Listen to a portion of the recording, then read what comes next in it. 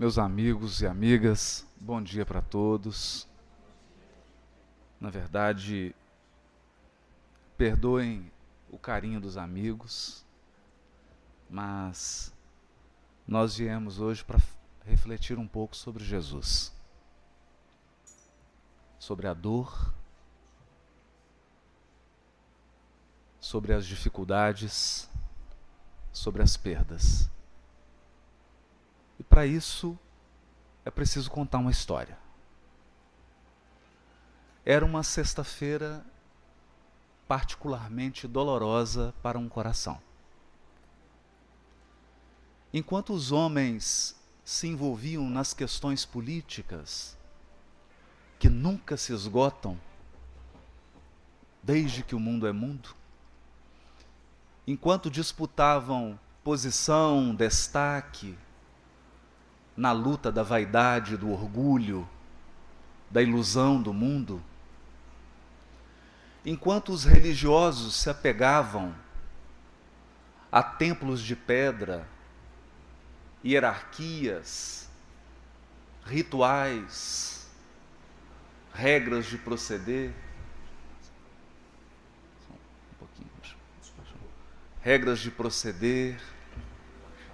vestes, o que é permitido e o que é proibido, enfim, enquanto as criaturas humanas daquela cidade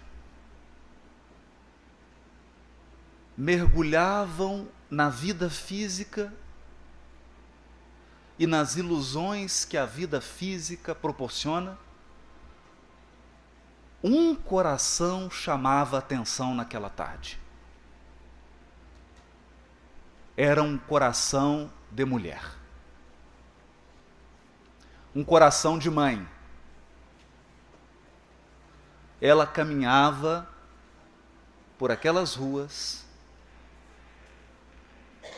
e a sua expressão dava conta do tamanho da dor e do sofrimento que lhe feria o íntimo. Ela pensava em algumas décadas atrás, quando na intimidade simples da sua casa, naquele ambiente singelo em que seu marido trabalhava aos fundos na sua carpintaria, ela via o seu filhinho caminhando, dando os primeiros passos. Ela o tomava nos braços. Ela lembrou dele crescendo. E como ele enchia a casa de alegria, de esperança. Aquele seu olhar inconfundível. A sua presença marcante, que era capaz de tocar os corações mais endurecidos. Ela lembrou dos primeiros momentos em que ele visitou o templo, ainda jovem, e como ele deixou espantados os mais sábios da época, com a sua palavra simples de fé, de confiança em Deus, com a sua certeza de que no final de tudo, há uma inteligência suprema e um coração supremo dirigindo as nossas vidas. Ela se lembrava do pedido que ele lhe fez, de que ela não buscasse intervir na sua vida para que ele alcançasse posições de destaque, mas que ela confiasse na tarefa que o pai lhe entregara. Lembra-se dele na carpintaria com o pai, trabalhando, ensinando a importância do esforço, do trabalho, da dignidade e da honestidade. Mas as cenas que mais impressionavam o seu coração materno eram aquelas em que ele multiplicara os pães. Em que pessoas cegas, voltavam a ver com um simples toque das suas mãos.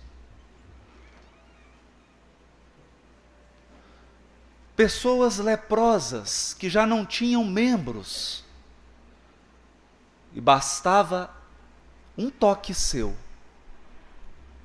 para que o corpo voltasse a ficar perfeito como antes.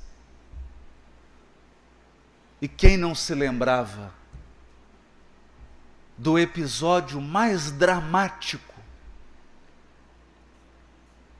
ocorrido numa família amiga em Betânia, quando a sua voz poderosa arranca do túmulo Lázaro. A sua memória não era a memória de alguém que via um homem extraordinário e dotado de poderes extraordinários. A sua memória era a memória de mãe. Memória que lembra do cheiro do filho, do calor, do toque da pele, da voz, da presença. E na sua bondade, na sua ternura, era difícil para aquele coração feminino compreender por que seu filho era assassinado na sua presença. Ele que só espalhara consolo, alegria, fé em Deus, confiança, amor, caridade. Ela que vivera a vida inteira no trabalho, na dignidade do lar, era agora chamada a presenciar uma das cenas de maior violência e crueldade da humanidade. Não só prenderam injustamente o seu filho, como se excederam em requintes de crueldade. E o que mais impressionava o seu coração materno, se o seu filho fora capaz de curar cegos, leprosos, paralíticos, por que ele não usara nenhum dos seus poderes para salvar a si mesmo?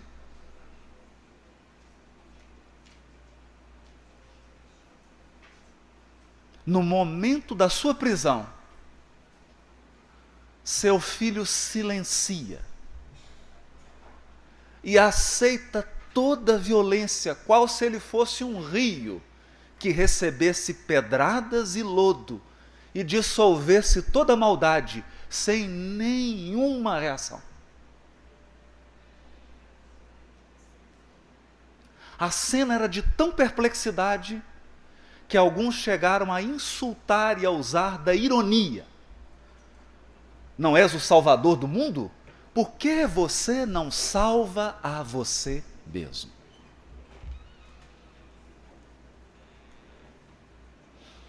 Os apóstolos perplexos. Se ele era um enviado de Deus, por que Deus não o isentava da dor?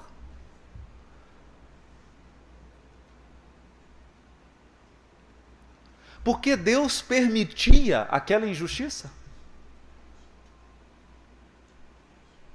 Por que Deus permitia aquele sofrimento? E por que Jesus renunciara a usar das suas faculdades de espírito único da terra para aceitar resignado a incompreensão, a intolerância, a violência e a maldade do mundo? Naquela sexta-feira, o vulto mais impressionante era de Maria de Nazaré.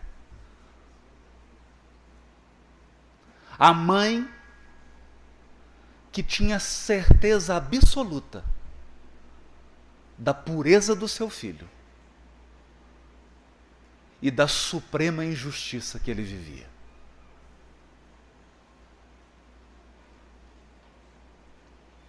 Mas nós aprendemos no Evangelho segundo o Espiritismo, no capítulo 9, bem-aventurados os que são brandos e pacíficos, especialmente no item 7, que se chama a paciência. E um espírito amigo dita: a dor é uma bênção que Deus envia a seus eleitos. Não vos aflijais, pois, quando sofrerdes. Antes, bendizei a Deus, onipotente, que pela dor neste mundo vos marcou para a glória no céu.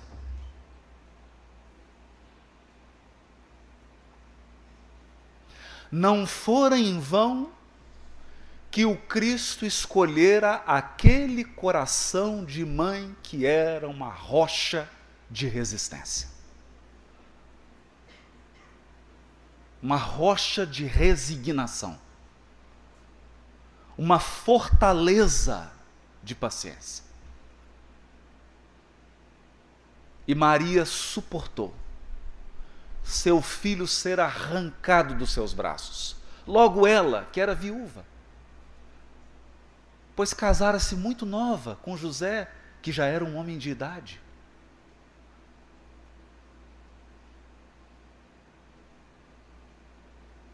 Mas a sua fé, a sua confiança de que por trás de todas as circunstâncias, até mesmo por trás dos nossos erros e dos nossos desatinos,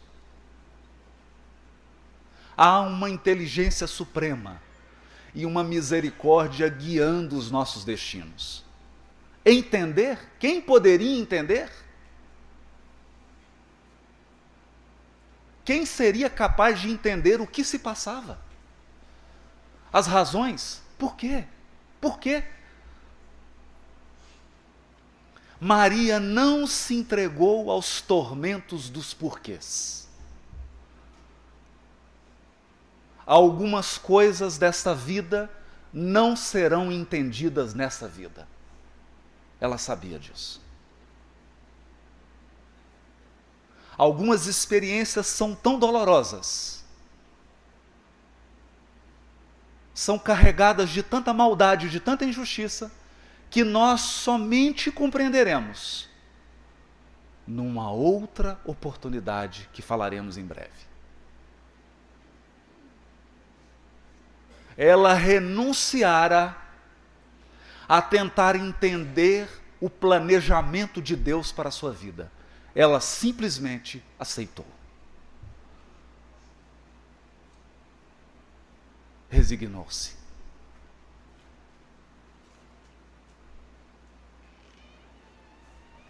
E era comovedor vê-la acolhendo o corpo do seu filho,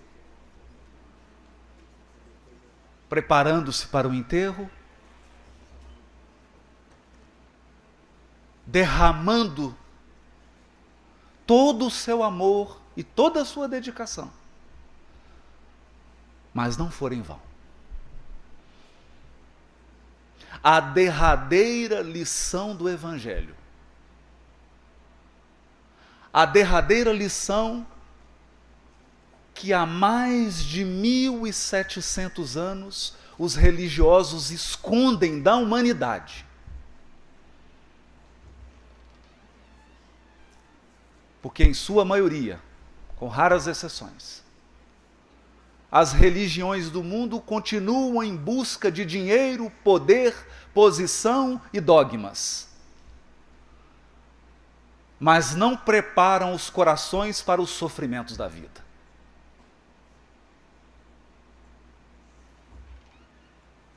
A derradeira lição do Evangelho viria em uma manhã de domingo, como essa. Em uma manhã de domingo. Cabisbaixos, sem esperança, aparentemente derrotados, aparentemente massacrados, e só quem sofreu a perda de um ente amado para entender o peso das minhas palavras.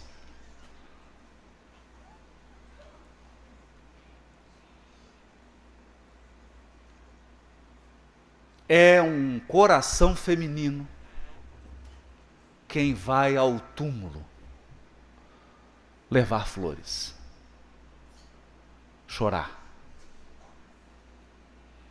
lembrar. Logo seguida,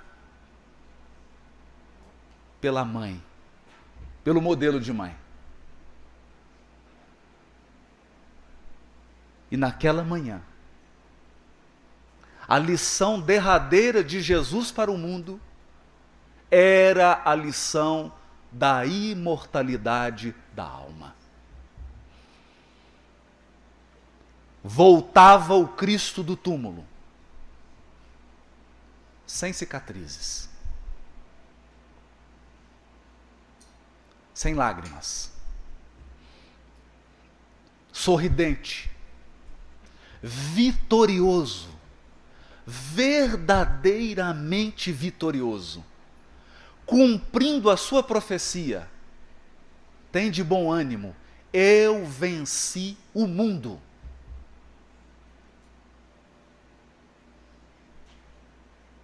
Na glória da imortalidade da alma. E o coração de Maria pôde descansar um pouco. Um pouco. Metade da dor seria retirada. Agora ela tinha certeza de que seu filho estava vivo. Vivo. Longe dela. Ela não poderia sentir o seu cheiro.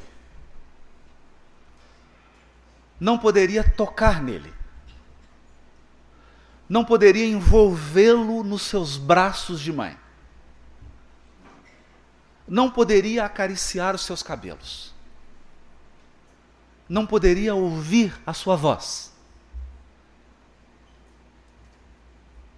Mas tinha a certeza de que ele permanecia vivo.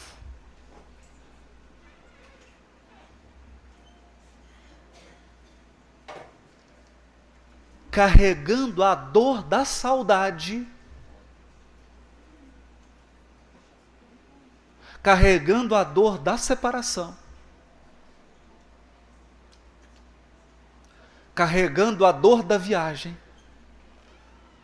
a pedido do seu próprio filho na cruz, porque um dos últimos pedidos do Cristo na cruz para a mãe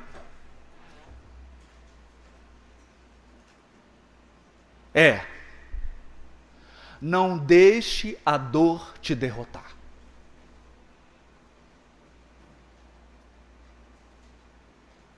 Não deixe a dor paralisar o seu amor.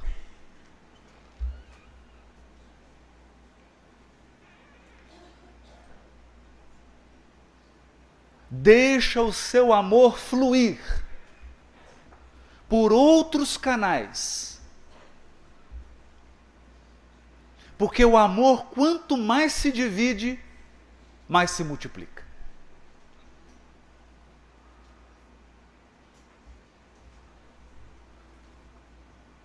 E Jesus diz para ela: mãe, eis aí teu filho. Eu lhe dou um filho para que fique no meu lugar por enquanto. E Maria acolhe João Evangelista e eles se dirigem para Éfeso.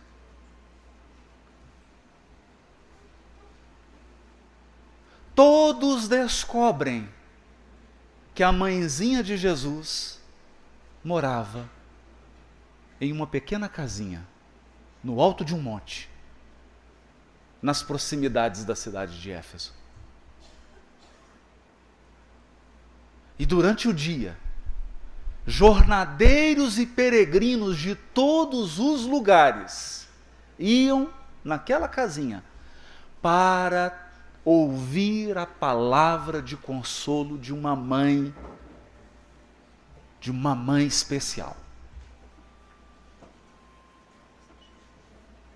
Porque o seu coração de mãe seria capaz de confortar, de consolar e de esclarecer.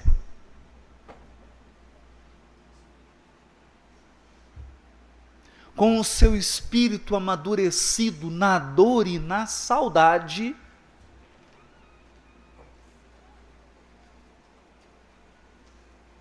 Maria sempre orientava: meu filho, isso também passa. Isso também passa. Todas as situações dolorosas, todas as situações de tormento, de desespero, de separação, de saudade, de afastamento dos nossos seres mais queridos, passa. Porque a lei de Deus não é de separação, é de união. A lei divina não é de despedida, é de encontro.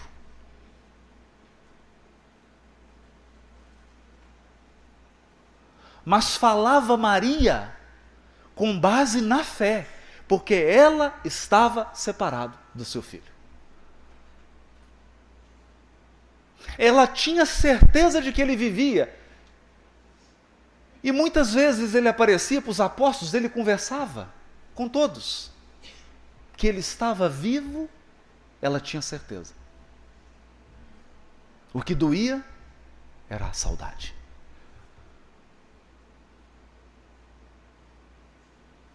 Mas na sua fé gigantesca, ela tinha certeza de que isso também passa.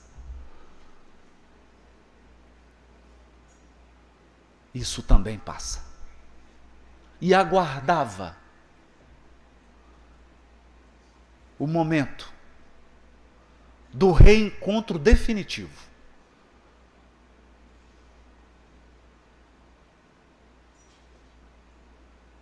Àquela altura da vida, Maria sabia o que todos nós deveríamos saber. A vida no mundo é uma jornada, é uma peregrinação.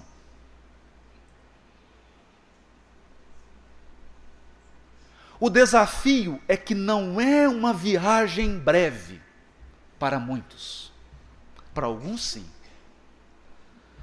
Para alguns é uma breve jornada. Mas para a maioria de nós é uma longa viagem. De 50, 60, 70, 80, 90 anos. E quando a viagem é muito longa, você costuma se esquecer de que é um viajante.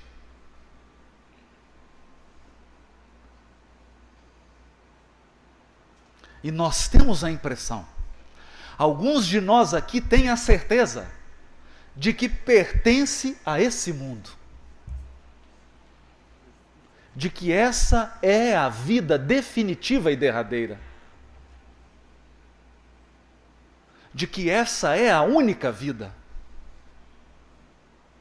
Acontece que a nossa casa verdadeira não é aqui.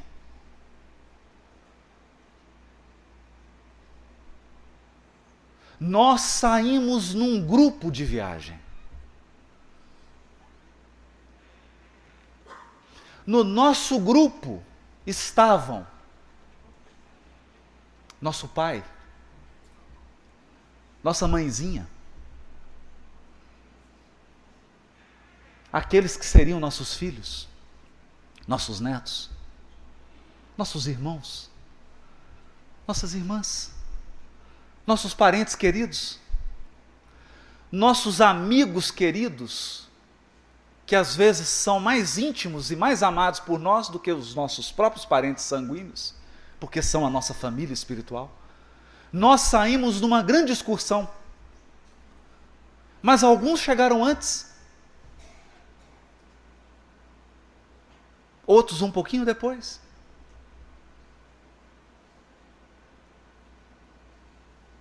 Necessariamente, quem veio antes, não vai antes.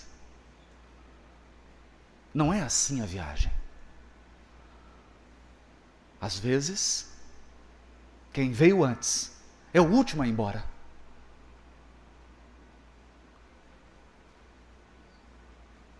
Nós não sabemos.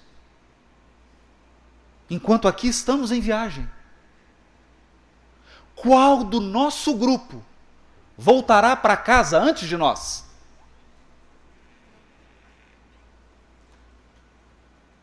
Só temos uma certeza: todos voltaremos para casa.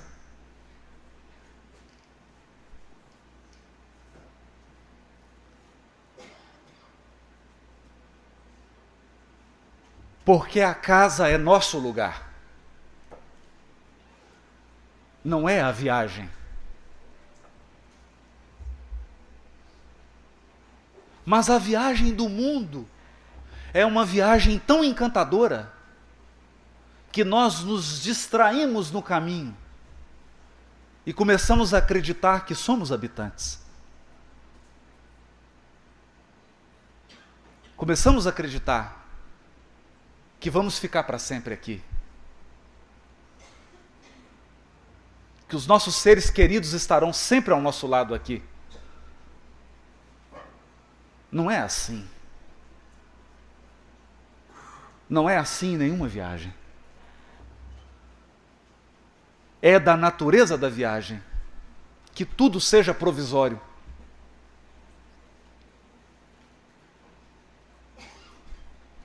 Tudo na viagem tem data para começar e data para acabar. Maria havia alcançado essa fé sábia, essa fé repleta de sabedoria, que entende que a vida na terra é uma peregrinação, é uma viagem. E se é uma viagem, tudo passa. Isso também passa. A separação passa. A despedida passa. A dor passa. A injustiça passa. A maldade passa. O desespero passa. Só não passa o que vem de Deus.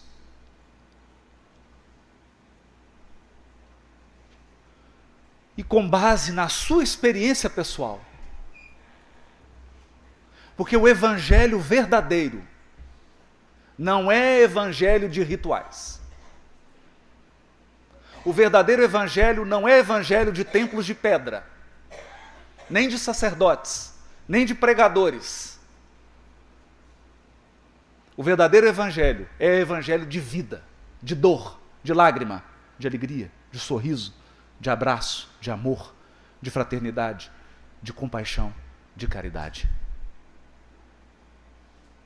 A vida de Maria era o evangelho. A sua experiência de perda do filho assassinado era evangelho. E alguns viajavam de longe apenas para ouvir o poder e a força das suas palavras.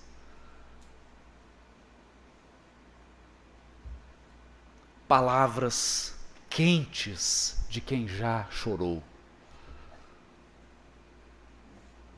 Palavras fortes de quem já viu a dor face a face.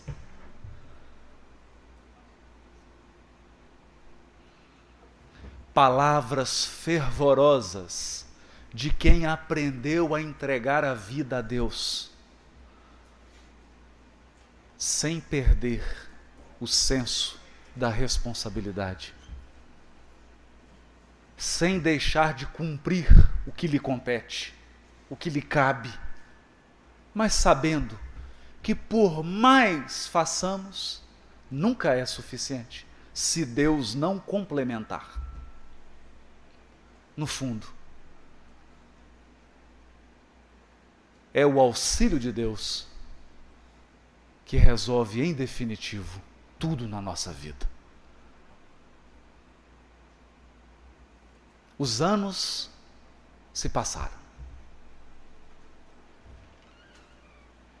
E quanto mais se prolongavam os anos, mais certeza Maria tinha da imortalidade da alma.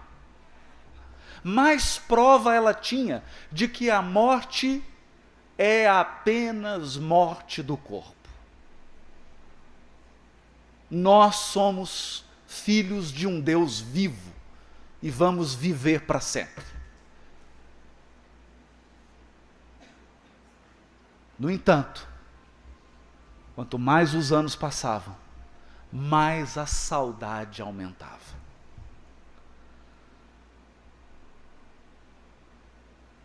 Maior era a dor da separação. Saber que somos imortais não diminui a dor da perda. Saber da imortalidade da alma nos livra do desespero. Porque o desespero não é bom para quem sofre. O desespero nos despedaça. O desespero nos afasta do amor de Deus, que vai encontrando caminhos de nos auxiliar. O desespero nos torna insensíveis ao amor das pessoas que nos cercam, que no fundo são instrumentos de Deus para nos consolar. A certeza da imortalidade nos livra do desespero, mas não tira a dor da saudade e a dor do afastamento. É preciso esperar, esperar, esperar, com paciência, a volta para casa, onde todos os corações que se amam vão se reunir de novo. A volta que unirá num abraço todos aqueles que se amam e que caminham juntos eternidade afora. Esperar. E Maria esperou e ensinou a paciência. Porque sabia ela que nem sempre a dor é um resgate. No caso dela, o Cristo pedira ao seu coração valoroso e corajoso de mãe que viesse ao mundo acompanhá-lo, porque ele necessitaria de uma mãe forte o suficiente para ajudá-lo a cumprir a sua missão. Quantas vezes isso não ocorre?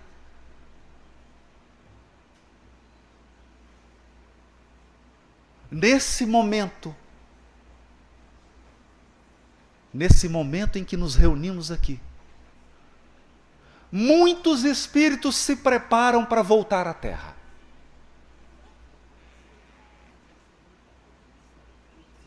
Eles sabem das dificuldades, das provas e das dores que terão que passar para ressarcir o seu passado. Eles sabem das lutas que aguardam cada um deles aqui nessa vida.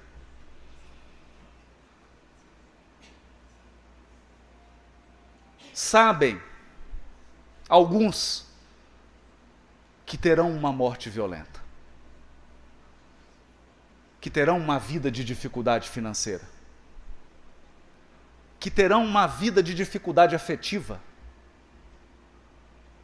Sabem alguns que virão com o corpo deformado ou com alguma dificuldade. Sabem. Porque a justiça divina alcança todos os seres. E, no entanto, quando esses espíritos olham para o conjunto de dores que aguardam numa próxima vida, dores necessárias para purificar a sua alma, dores necessárias para libertá-los do mal, eles imploram por um coração de mãe e de pai que possa acolhê-los, que possa recebê-los, que possa ficar com eles por um pouquinho de tempo, até que eles regressem. Não é um pedido simples. Não é um pedido que se faz para um coração imaturo.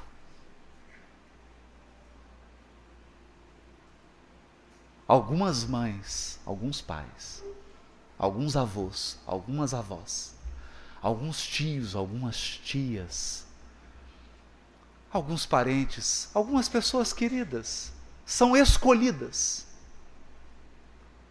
para acompanharem a dor purificadora do outro.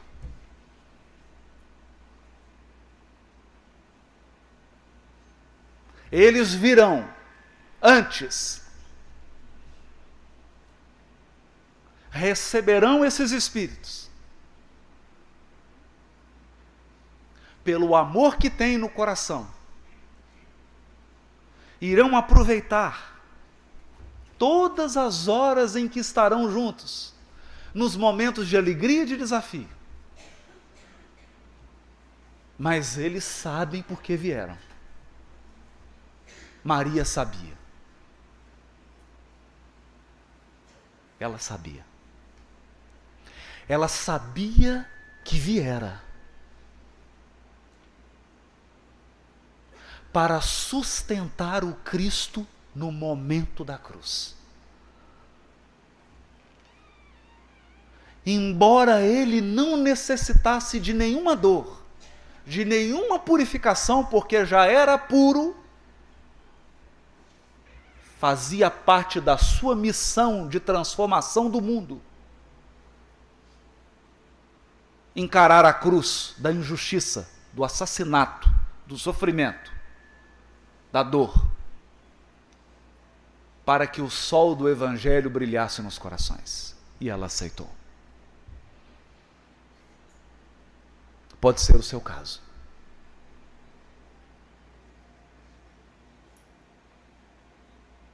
Pode ser o seu caso. Pode ser esse o compromisso que você assumiu.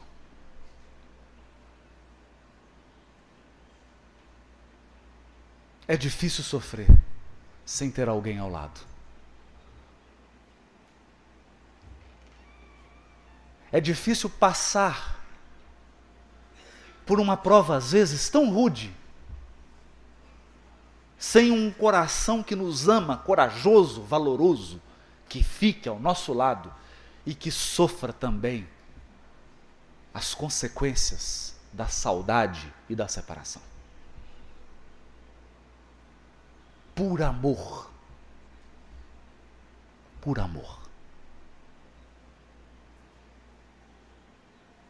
É por isso que esse Espírito grita: a dor é uma bênção que Deus envia aos seus eleitos. Talvez você seja um desses eleitos.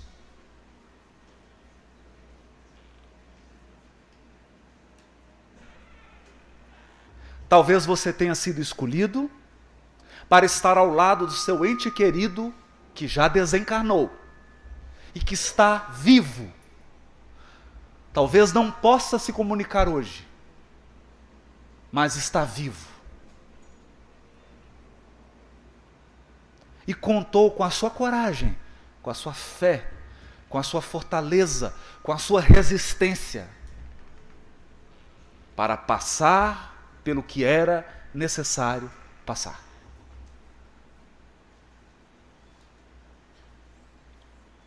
A certeza da imortalidade da alma vai livrar o seu coração do desespero.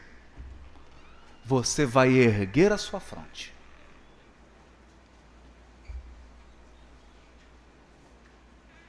Você vai levantar a cabeça. Vai continuar chorando. Mas de cabeça erguida, confiante de que nós somos imortais.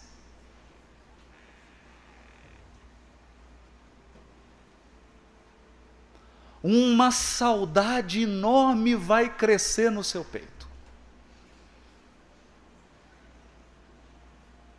A dor da separação vai aumentar a cada ano.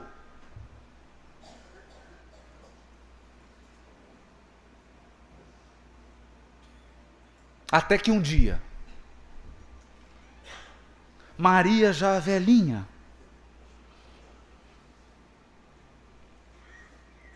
foi tomada naquele dia de uma saudade tremenda. Uma saudade que se acumulou ao longo de muitos anos. Naquele dia em especial, ela podia sentir o cheiro do seu filho Jesus. Ela quase podia ouvir os seus passos de criança caminhando dentro da casa.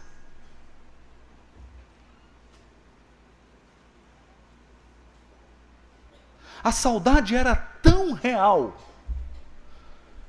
que ela podia jurar que sentia o toque das suas mãos.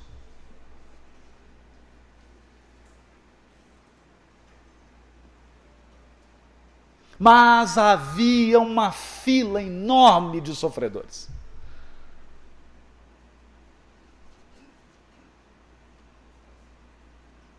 Uma fila enorme de corações abatidos, de corações envolvidos no desespero e na falta de esperança, na falta de fé, de confiança. Era preciso consolar. Maria atende um por um.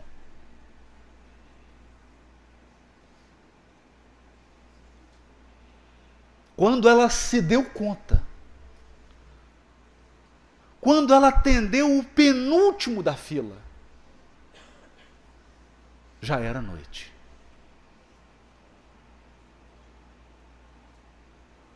O último da fila era um mendigo que dava piedade.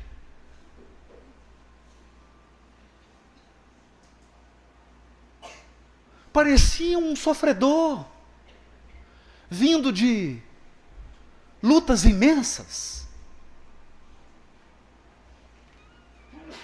Ela olhou para aquela figura e se compadeceu tão fortemente.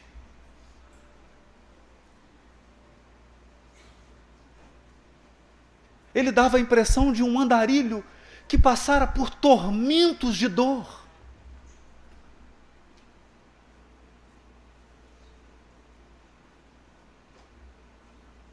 E ela então acolhe aquele último, o último necessitado do dia.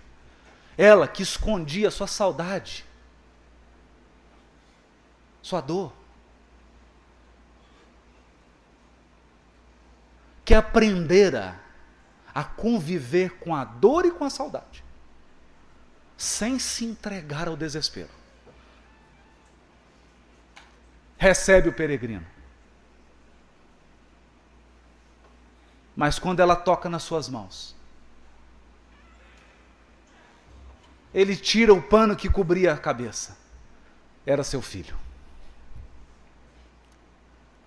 Era o Cristo que voltava.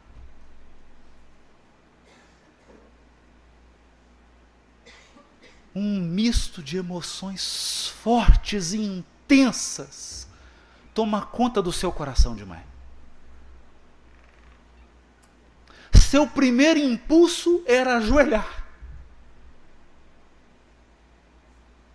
Ajoelhar aos pés do Cristo, o Espírito que governa esse mundo. No entanto, ele a impediu.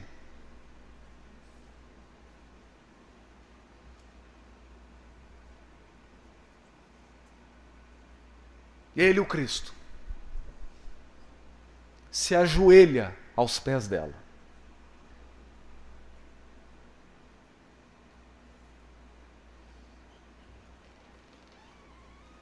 Se ajoelha, reconhecendo a grandeza do seu coração, que suportara a separação, a dor, a saudade e a perda, para que o evangelho da imortalidade brilhasse no mundo. E diz para ela: é da vontade do meu Pai, que no meu reino espiritual, você, mãezinha, seja a rainha. Eu vim buscar-te. Acabara o sofrimento de Maria.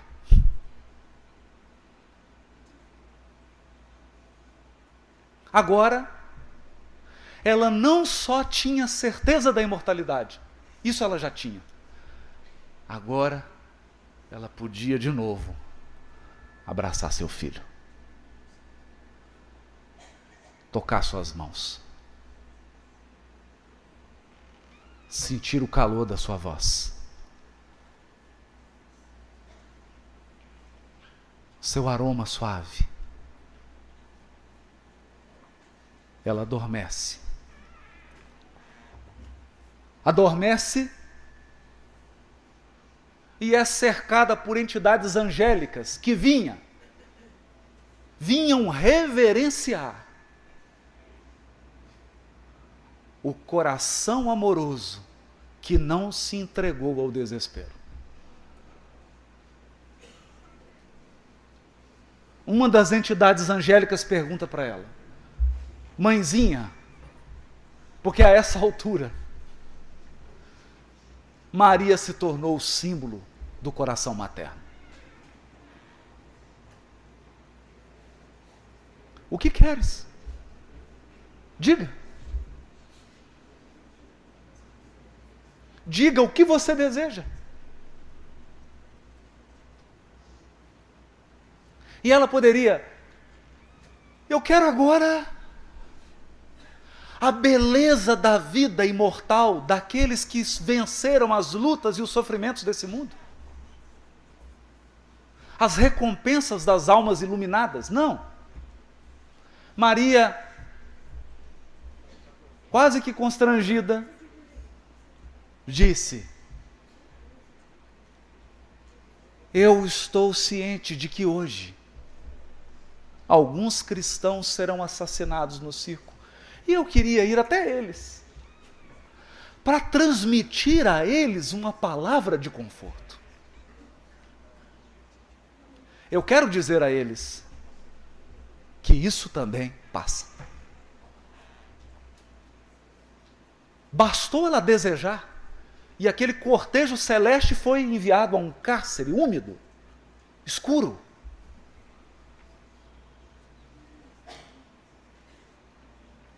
Em que um grupo de cristãos se preparavam para mais um espetáculo de violência no mundo. E uma moça particularmente chama a atenção de Maria. Ela estava magra, triste. Lembrava um coração que fora dominado pelo desespero. Maria então se aproxima dela, envolve-a com um abraço de mãe e diz: minha filha, isso também passa. Canta, minha filha. Canta. Coragem. Tomada de uma força que ela não saberia explicar, essa moça canta. Os cristãos entram cantando, morrem cantando, e mal sabiam eles, todos seriam recebidos por Maria de Nazaré. E aquele cortejo vai, 2000 anos se passam, e aqui estamos nós, mergulhados no sofrimento, na dor, na saudade, na angústia da separação. O que poderia eu dizer?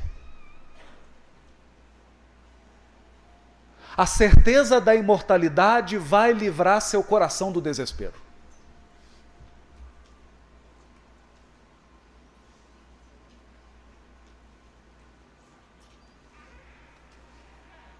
A saudade vai aumentar. A dor da separação vai aumentar.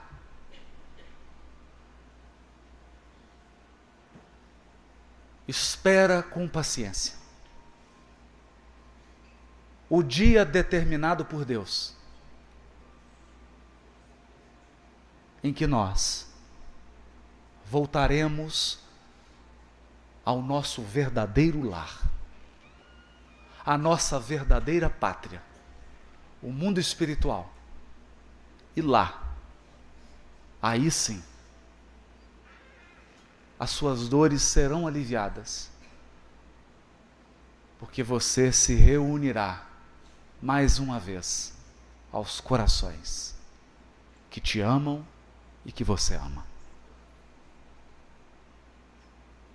Porque a lei de Deus é de reencontro, é de união, e o amor é a força tão poderosa que a separação passageira não é capaz de destruir. Erguendo a cabeça, confiando em Deus. Talvez não seja possível entender agora. Um dia entenderemos. Mais importante que entender é aceitar que Jesus e Maria, a mãe que sabe o que você está passando, a mãezinha que compreende a sua dor, possa te abraçar e te fortalecer. Que você erga a cabeça e caminhe com coragem até o final da jornada. Eu não sei até quando vai durar a sua, nem a minha. Mas eu tenho certeza, nós vamos nos reencontrar. Até breve. Muito obrigado.